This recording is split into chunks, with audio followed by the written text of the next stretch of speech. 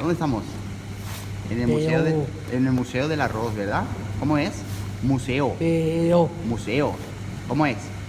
Museo. Muy bien. Y vamos a ir a ver cómo funcionan las máquinas, ¿verdad?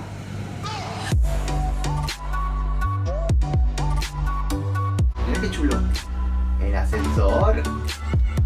Qué guay. ¿Sí? ¡Hala! ¿Te ha gustado, bandido? ¿Te ha gustado el ascensor, ¿Te ha gustado?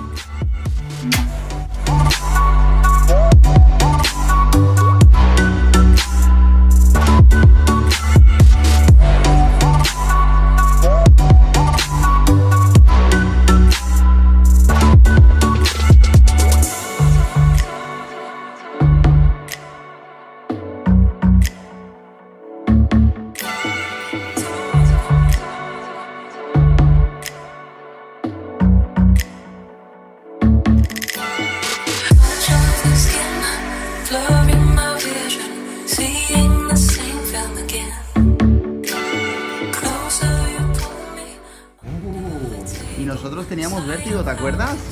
¿Te acuerdas que teníamos vértigo, Andrés? Y ahora ya nos asomamos aquí sin ningún pudor.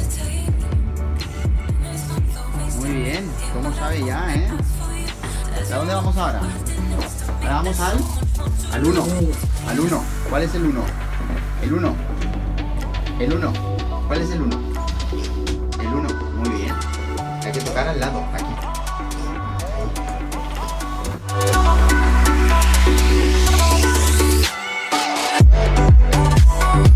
¿Estamos dónde? En el museo. Museo del arroz. Museo del arroz. Guapo. Mira, guapo. Ya hemos merendado plátano de Canarias. ¿Sí o no?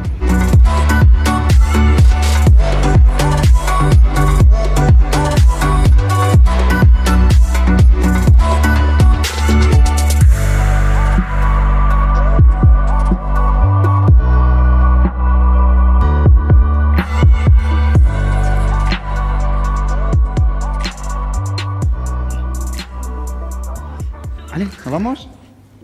Vale, a casa, bandido, que eres un bandido.